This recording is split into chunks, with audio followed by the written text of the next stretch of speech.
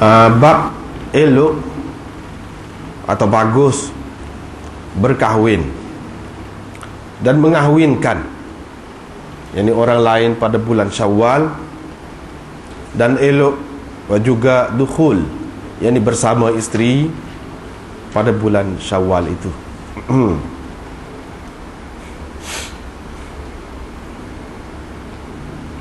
Dengan sanadnya Imam Muslim meriwayatkan dari Aisyah, katanya Rasulullah SAW telah mengahwiniku pada bulan Syawal dan bersamaku pada bulan Syawal.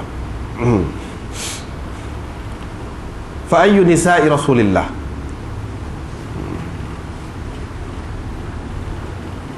siapakah di antara isteri Rasulullah SAW yang lebih bertuah dariku di sisi Nabi SAW? Qala, kata perawi ni, siapa? Urwah, di bawah dia tu.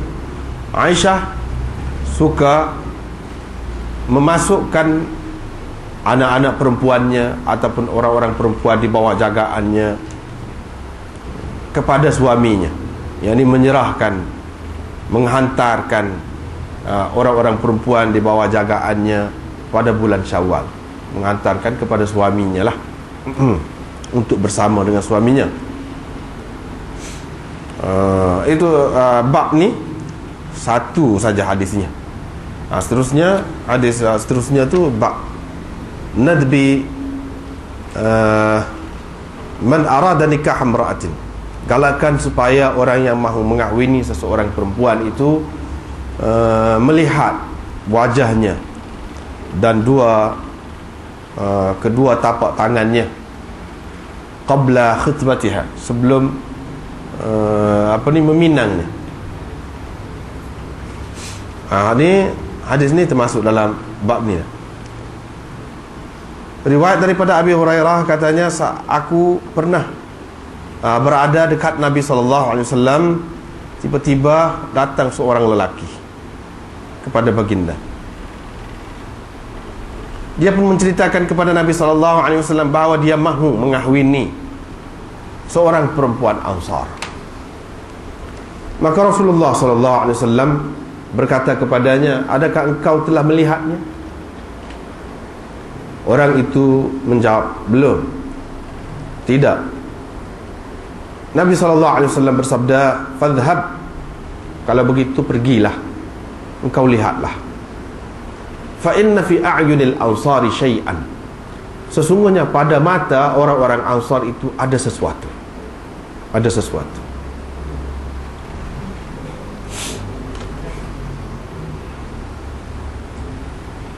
Seterusnya riwayat daripada Abi Hurairah lagi, katanya ada seorang lelaki datang kepada Nabi SAW, lalu dia berkata, aku mahu berkahwin dengan seorang perempuan Ansar. Nabi SAW pun bertanya dia, adakah engkau telah melihatnya? Kerana sesungguhnya pada mata orang-orang Ansar itu ada sesuatu. Qala, kata perawi, kata orang itu, qad nazartu ilaiha, qad nazartu ilaiha, saya telah pun melihatnya. Qala ala kam tazawwajta, dengan berapa mas kahwin engkau kahwini dia? Jadi engkau telah mengahwininya dengan berapa mas kahwinnya? Qala, orang itu menjawab, 4 uqiyah, 4 awaq, 4 uqiyah. Maka Nabi SAW pun berkata kepadanya, 4 uqiyah? Macam kamu tanhitun al-fiddah min urdi hadzal jabal, macam kamu pergi ambil perak itu dari bawah bukit tu. Ma indana ma nu'tika, kita tidak ada sebanyak itu untuk memberikan kepada kamu. Tetapi boleh jadi kalau kami hantarkan pasukan perang, dan pasukan itu engkau boleh dapatlah sebahagian daripada hasil Hasilnya qala, perawi ini berkata, yakni Abu Hurairah, maka Nabi SAW menghantarkan satu pasukan perang kepada Bani Abbas, di mana Nabi SAW memasukkan, menyenaraikan orang itu juga untuk pergi bersama dalam pasukan itu. Ini bab lain pula, bab mas kahwin, dan keharusan mas kahwin itu berupa pengajaran Al-Quran dan berupa sebentuk cincin besi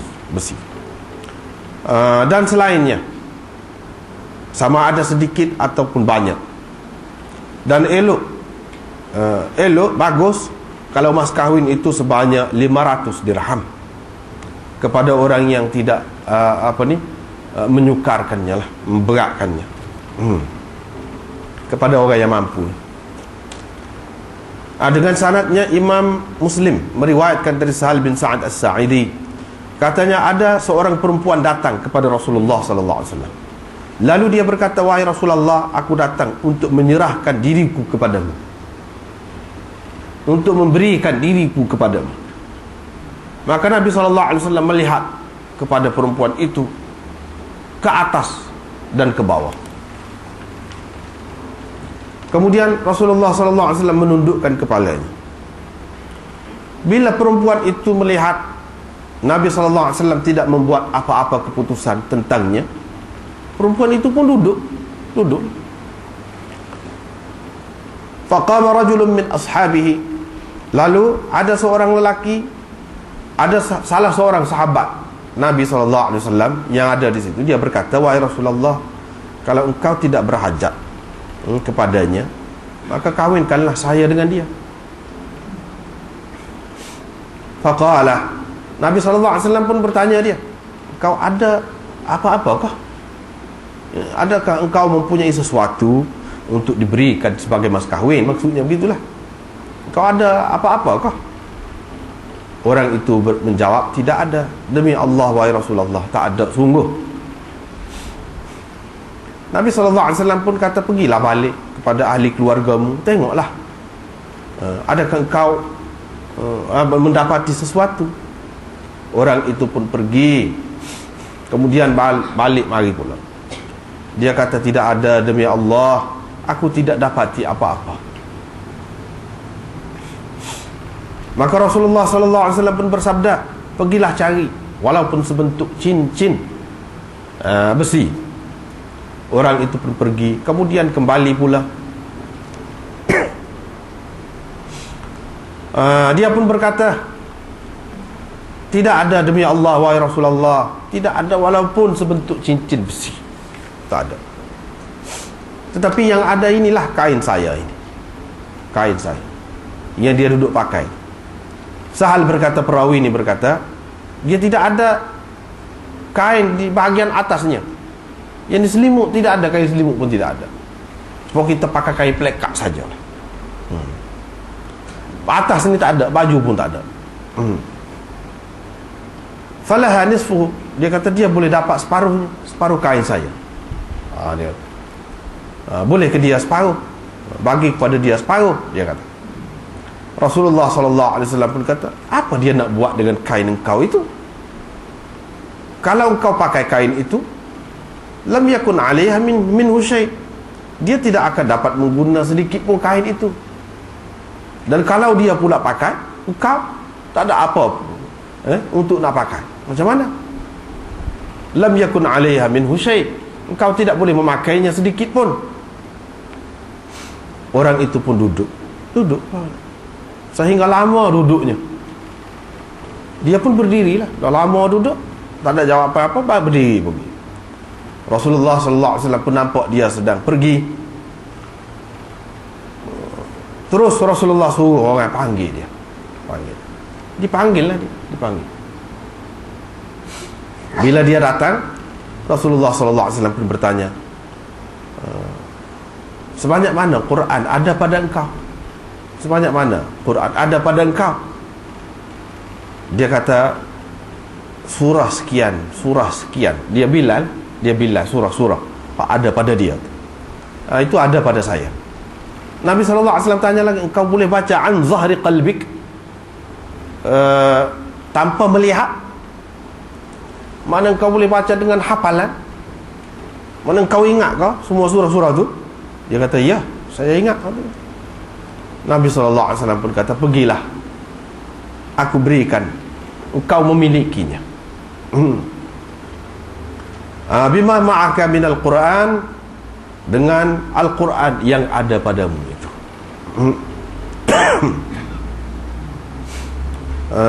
Ini hadis Abi Hazim, hadis Ya'qub, lebih kurang itulah juga.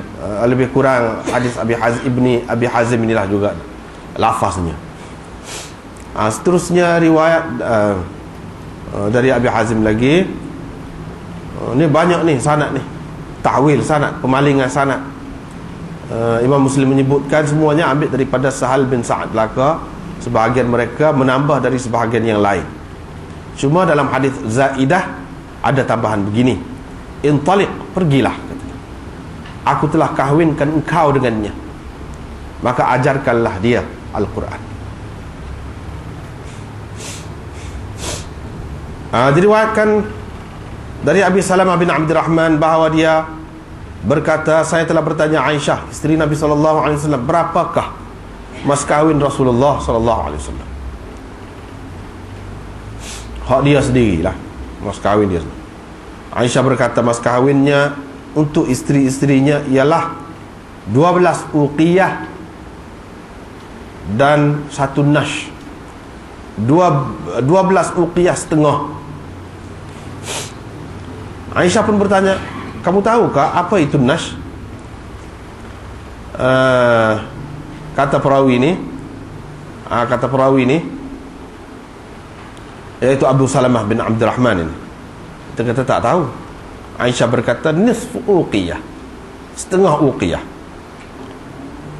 Fatilka 500 dirham. Itulah 500 dirham. Maknanya sebanyak saat ini menyamai 500 dirham. Dan itulah sadaq ataupun mas kahwin Rasulullah SAW kepada isteri-isterinya. Diriwayatkan dari Anas bin Malik bahawa Nabi SAW pernah melihat kesan kuning, warna kuning pada Abdurrahman bin Auf. Nabi SAW pun berkata, apa ni? Dia berkata, wahai Rasulullah, aku telah mengahwini seorang perempuan dengan mas kahwin sebanyak 1 nawa emas.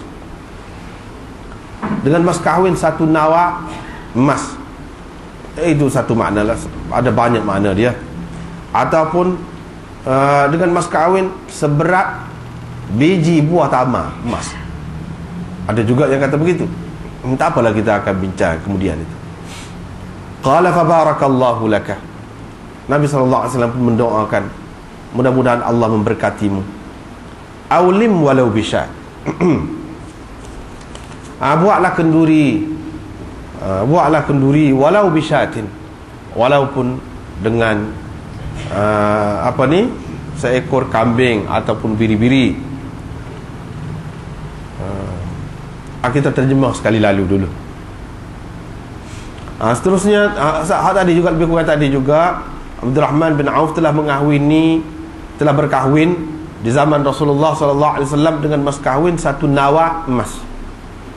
Rasulullah SAW pun berkata kepadanya, aulim walau bisyatin, seperti tadi juga. Ini pun seterusnya daripada Anas ni, Abdurrahman bin Auf telah berkahwin dengan seorang perempuan dengan mas kahwin seberat nawat emas. Dan Nabi SAW bersabda kepadanya, aulim walau bisyatin. Dalam riwayat satu lagi ni, banyak sanadnya, Abdurrahman berkata, tazawwajtu imra'atan. Begitu, tazawwajtu imra'atan. Maknanya aku telah mengahwini seorang perempuan. Seterusnya riwayat daripada Anas, dia berkata, Abdurrahman bin Auf